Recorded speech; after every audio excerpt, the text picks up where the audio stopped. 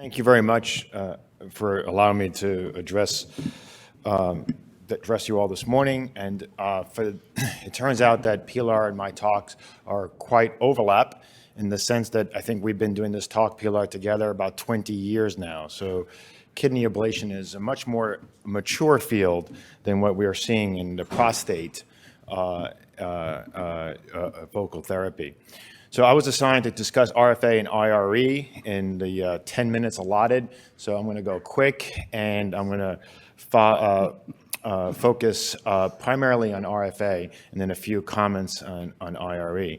But I'm going to start with the conclusion because unlike focal therapy in the prostate, we have conclusions. We have guidelines already. And the 2017 guidelines, which I was able to participate in, for both RFA and cryo, and most of my slides combine RFA and cryo in terms of thermal ablation, just like Dr. Laguna did.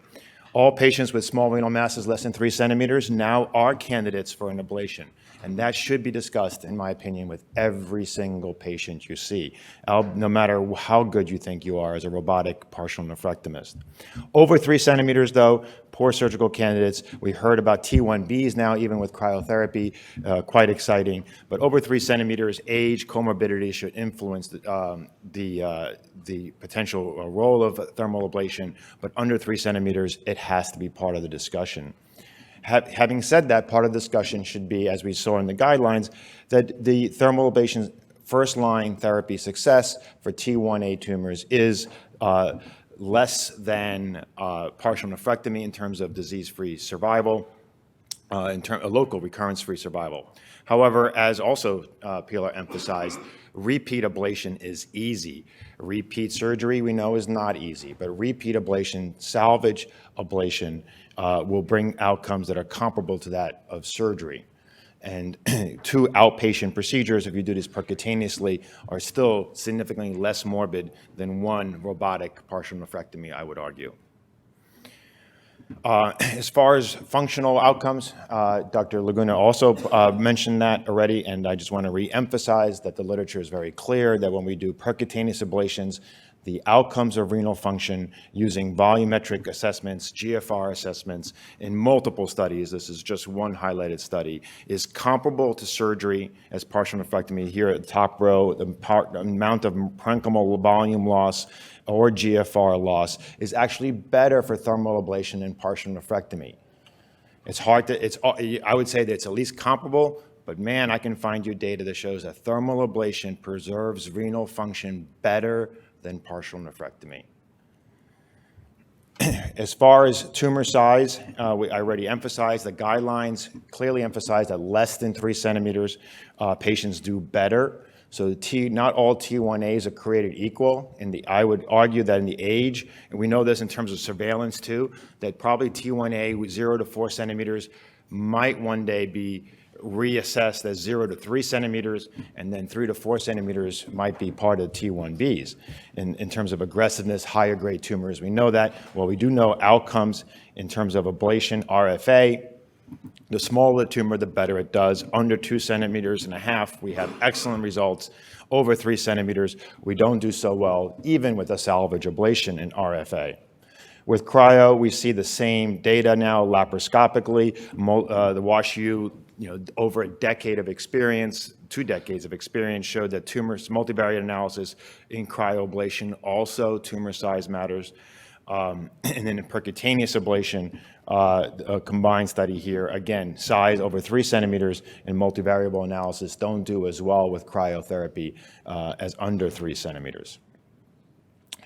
We do know that our results are durable now with ablation. With RFA, we published several years ago, 10-year outcomes, absolute outcomes, showing that in patients with tumors less than 3 centimeters do significantly better in terms of local recurrence and disease-free survival than patients over 3 centimeters. And of course, we've seen with RFA, we also noticed that in the literature that tumor type matters. Coming back to the discussion yesterday about biopsy, I am in favor of biopsying renal masses prior to ablation, not even at the time of ablation, but prior to, because that may influence my decision.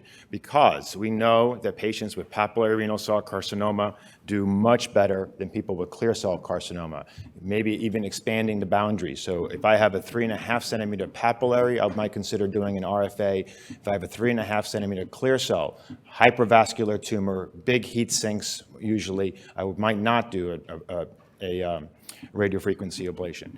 And I think, so tumor biopsy and tumor type can influence our management, and so I'm a big proponent now in tailoring the discussion of ablation versus partial nephrectomy based on tumor type.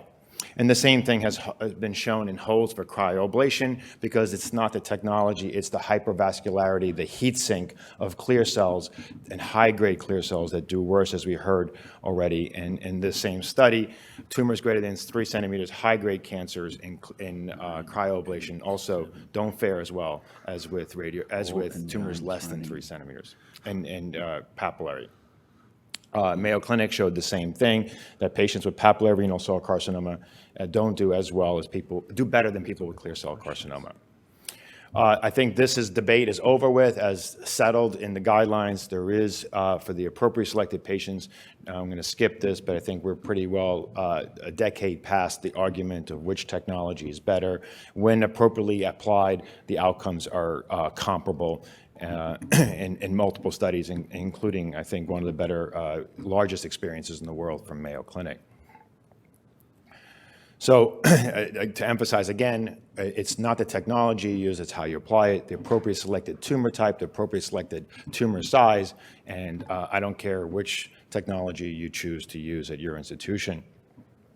So that is the update, and that is for radiofrequency and cryoablation. I think they're both here and established.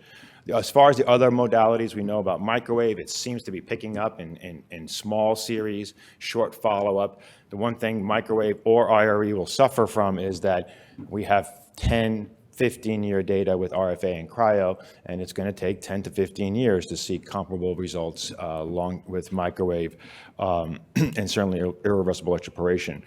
So I was charged with the last part is just a touch on IRE. As we all know, it's non-thermal, but I think it's a complex procedure.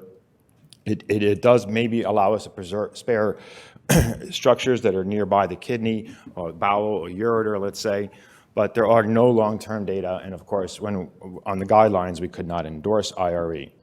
We did publish, I still believe, perhaps the one paper in the literature with some sort of longer-term follow-up of at least about 2 years, and I can tell you that I'm not a big fan of it at this point. We had very selected patients. At the World Congress, we presented our series here, very select patients, and that is, look at mean tumor size was 2 centimeters. These are the tumors that we all agree would probably do active surveillance on now. These are 2 centimeter tumors, about a little bit more than half were clear renal cell carcinoma. And we had to place multiple probes. We had a few complications, not many, but the real humbling thing with IRE, at least in our experience, we had about 10% initial incomplete ablations. 3 were salvaged with surgery. 1 was salvaged with surgery or then salvaged with RFA. Yeah. And at 3 years, I don't think for 2 centimeter tumors, we have a 3-year local recurrence-free survival, which I think is suboptimal for these patients. And this slide has to be updated. Just last week, I saw my 4th local recurrence. So there's 4 local recurrences now. We had 1 track seeding because there are multiple needles. And we were able to salvage all these patients, including the last one we're going to do a partial nephrectomy on. So IRE, to me, is still an evolution, and I would not endorse it as a primary modality outside of a study. And at this point, I'll stop my presentation. Thank you very much.